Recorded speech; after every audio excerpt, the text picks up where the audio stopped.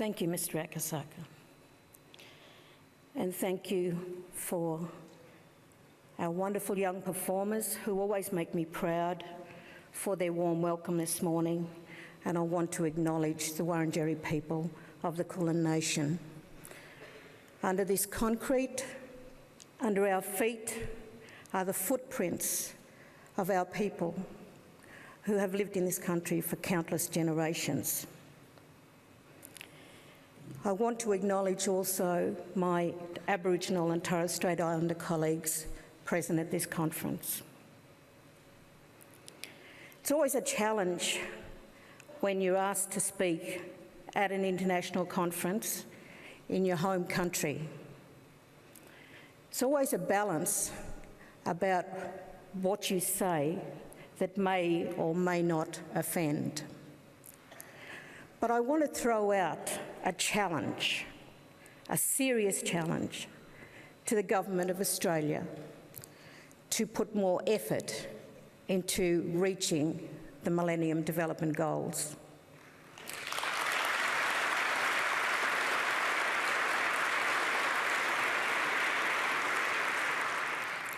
I also want to throw out a challenge to my own people that we need to stop our alcohol abuse, our abuse of our children, our cigarette smoking, and all of the things that endanger our health, that all the money in the world can't change if we don't take responsibility for ourselves.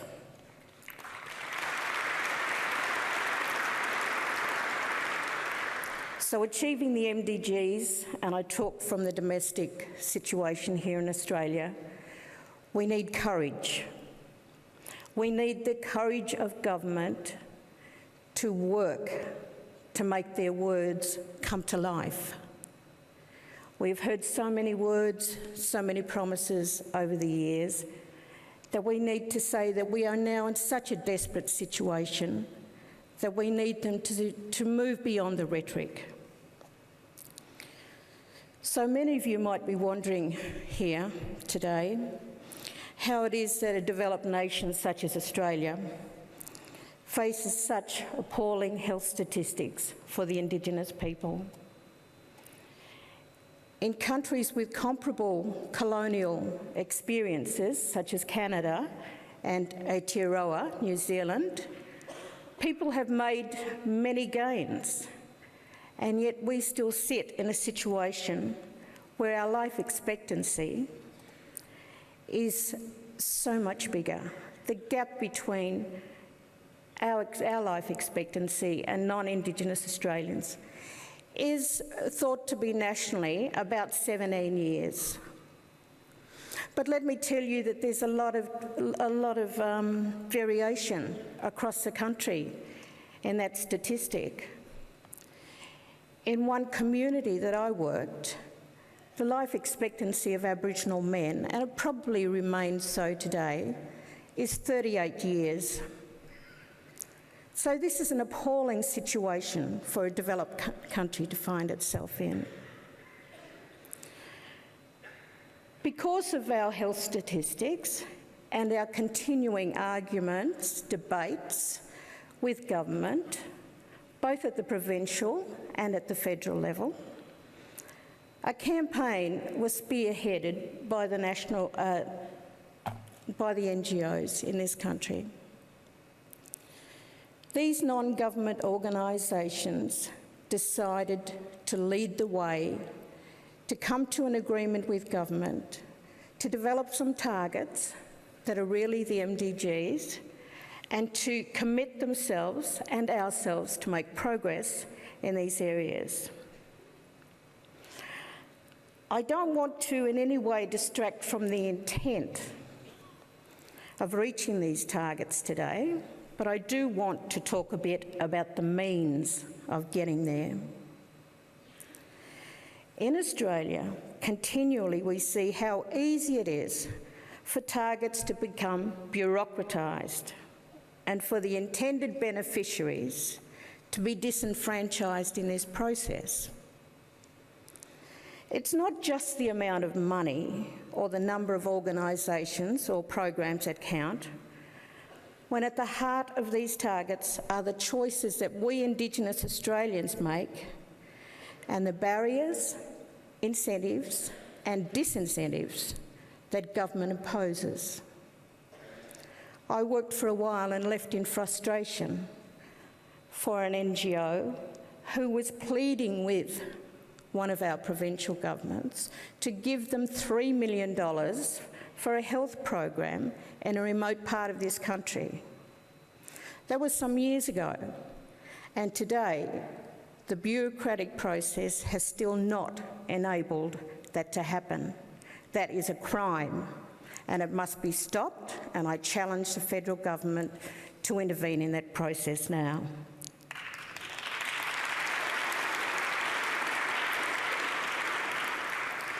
There are positive examples of success for us to draw on. Aboriginal women are increasingly overcoming inequality and gaining power to positions of decision. As generally speaking, we are the ones who are preparing the next generation. I work closely with an organisation in Cairns in tropical North Queensland called Mukai Rosie Bibayan. Auntie Rosie's house was set up by 3 old aunties, 2 of whom are now gone, to look after the women who come from the remote areas to the bigger towns and cities to have their babies because birthing facilities are not available there. So we provide specialist antenatal and postnatal care of mothers and babies. But it's just not the clinical side of giving birth that is important to us and to our religion. Our brother sang this morning about Biami and the creation by the serpent of our rivers. Our cultural beliefs and practices are still with us, but many of them have had to be locked away.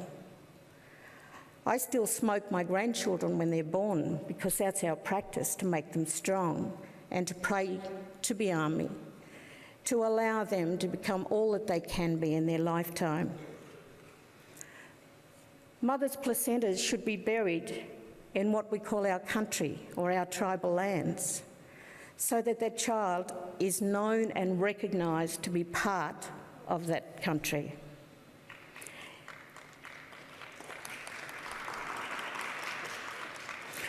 Can you imagine the discussion we have to have with local hospitals who have no understanding of this?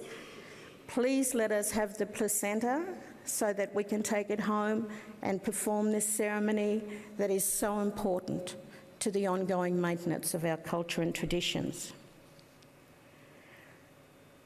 This country has legislation called Native Title, which is legislation that is supposed to enable us to take advantage of development that happens on our country, any opportunities for work, for jobs, and any other aspirations that we may have.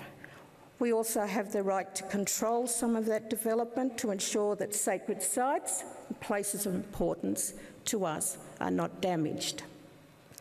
Development has to be socially just. It has to care about the regeneration of the country when it is done. And it must not be based on political games of buying votes in this country. This is exactly what's happening now in North Queensland with the Wild Rivers legislation, where we are told and government tells the world that it is supporting us to become economically independent. We all understand that in this room. We have jobs, we have savings, we have mortgages, we have plans for our future that will enable the dreams of our children to be realised. That's normal for people to do. But we have Aboriginal people in far north Queensland who are being blocked by this legislation for their banana farms to go ahead. Just one example of how legislation impedes our development. Economic development is so closely tied to our health. In Central Australia, Aranda women have successfully wrestled childbirth practices from the white, male-dominated clinical situation through the Alukara, or grandmother's law, and they have established a health and birthing centre which integrates clinical services and traditional birthing practices. So across Australia today, we are finding the middle path of both holding our family and culture strong while pursuing our aspirations for the generations to come. But we do face these structural barriers which must be addressed. To gain any measure of empowerment in a developed nation like Australia and the critical links that exist between socio and economic status and health, we must engage productively in the real economy. So these opportunities need to be made easier to access. We need to send our children to school. In my view, my grandchildren need to know that they are Yularoi Gamaroi, that they understand that Biami is the ancestor spirit of our people, but that they also can become forensic scientists if they so choose.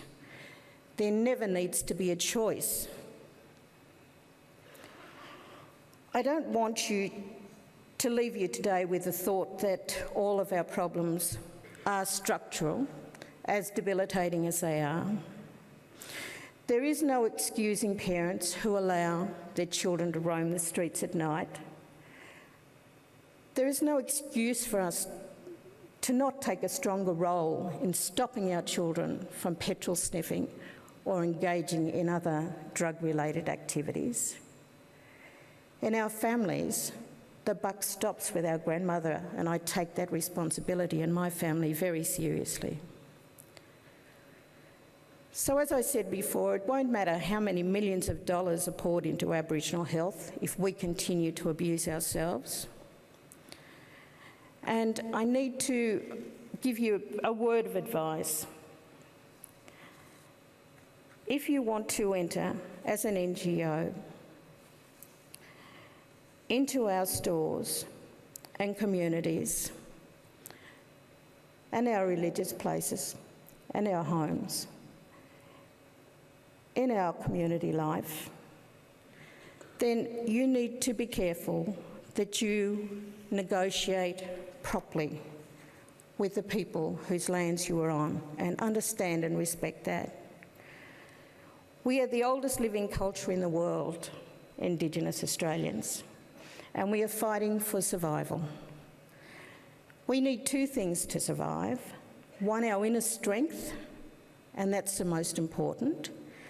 And the second is to challenge government and to work with them to change the way that they operate, to cut away the ties of bureaucracy, to enable us to move on with our lives. The impediments that we face in this country are almost impassable and have been for many years and have been talked about for so many people before me. But it needs to be addressed. I'm proud of the way that our country supports other countries, underdeveloped countries and developing countries. I'm proud of that. It makes me proud to be an Australian. But I want them to also pull back the blinds and have a look into our hearts and into our minds and push away all of the papers that are before us and create strong, real partnerships for us to grow as a one Australia where there is harmony and peace amongst us all. So the law, L-O-R-E, of our ancestors, the teachings of our grandparents, our connection to our tribal lands, and us leading the way forward into the generations to come, a future defined by us. These things are at the heart of us achieving the Millennium Development Goals. Thank you.